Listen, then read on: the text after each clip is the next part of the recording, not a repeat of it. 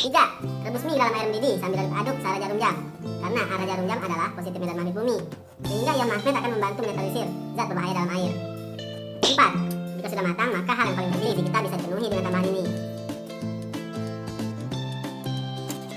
Yang terakhir, air bekas rebusan telur dan sayur tadi kita tuang ke piring atau mangkok yang bersih tadi. Assalamualaikum warahmatullahi wabarakatuh. Berjumpa lagi dengan Bu Siwi dalam mata pelajaran Bahasa Indonesia. Apa kabar anak-anak? Semoga kalian semua dalam keadaan sehat serta tetap semangat walaupun pembelajaran kita masih daring. Anak-anakku, pada kesempatan kali ini kita akan belajar tentang teks prosedur. Yang akan kita pelajari adalah apa itu teks prosedur, apa tujuan dari teks prosedur, apa saja ciri-ciri teks prosedur, struktur dari teks prosedur, unsur kebahasaan teks prosedur, dan yang terakhir, contoh dari teks prosedur. Sebenarnya, secara tidak kita sadari, setiap hari kita sudah menggunakan teks prosedur. Contoh, ketika kita masak mie instan, bungkus mie instan itu ada tulisan petunjuk pembuatan mie. Nah, di sana ada langkah-langkah atau bagaimana cara kita membuat mie instan. Selain itu, di bungkus kopi juga ada petunjuk pembuatan kopi. Nah, itu merupakan contoh dari teks prosedur. Selanjutnya, agar kita lebih paham lagi, marilah kita perhatikan slide-slide berikut. Teks prosedur. Kompetensi dasar teks prosedur 4.6 menyajikan data rangkaian kegiatan ke dalam bentuk teks prosedur tentang cara memainkan alat musik daerah, tarian daerah, cara membuat cenderamata, dan lain-lain, dengan memperhatikan struktur, unsur kebahasaan, dan isi secara lisan dan tertulis. Dari kompetensi dasar tersebut, anak-anak diharapkan mampu menyusun teks prosedur dengan memperhatikan struktur dan kaidah kebahasaan.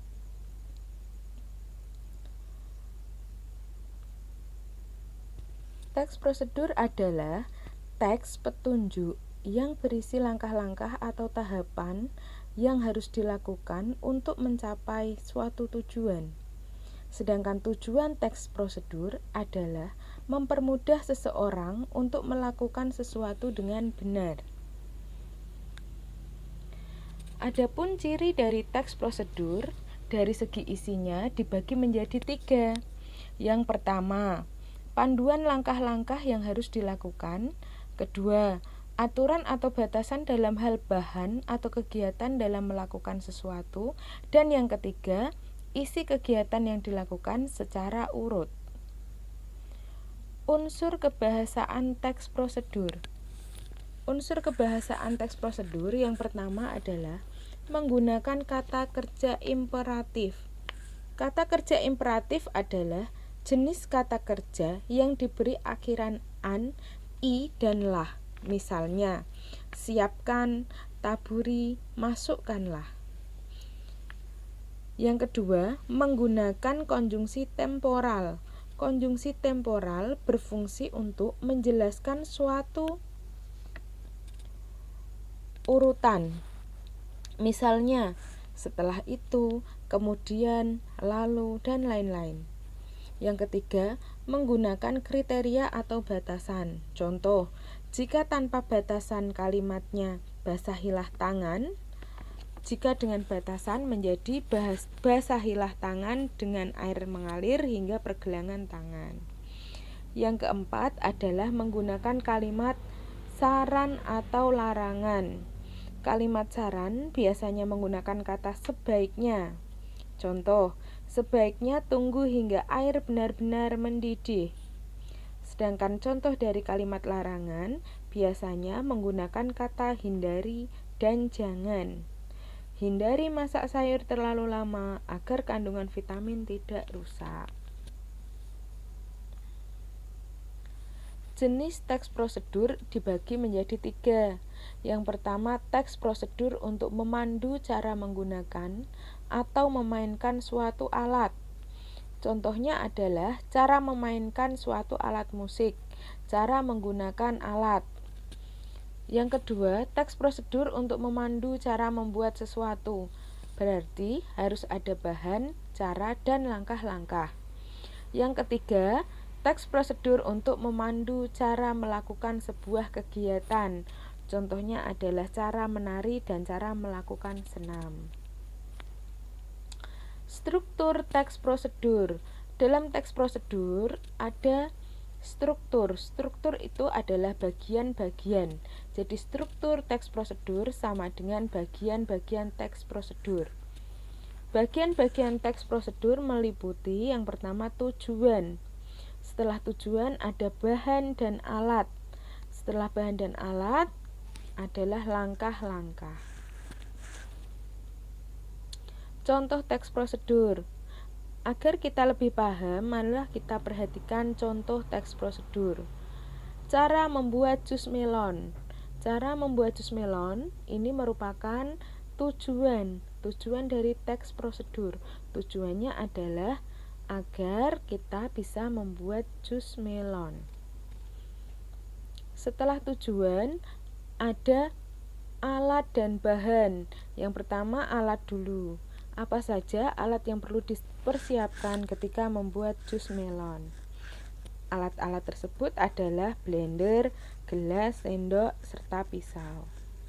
Sedangkan bahan yang dibutuhkan untuk membuat jus melon adalah melon, 1 gelas air, 1 bungkus susu, 1 sendok gula, dan es batu. Setelah tujuan, alat, dan bahan, yang berikutnya adalah langkah-langkah.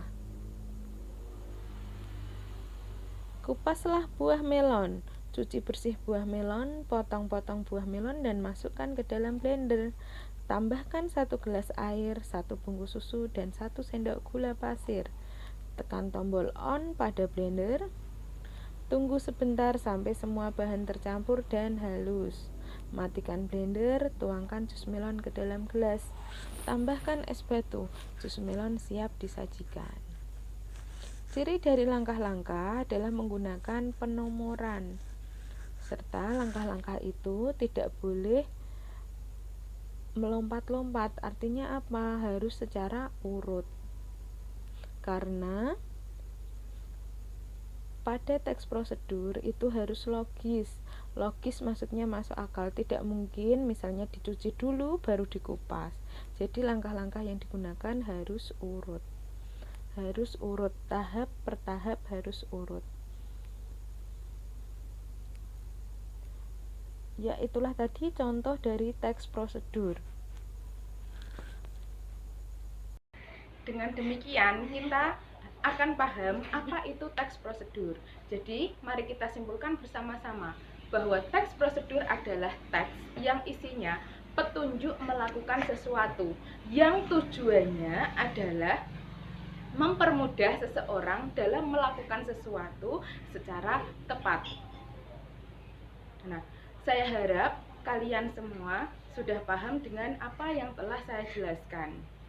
Demikian materi teks prosedur kali ini.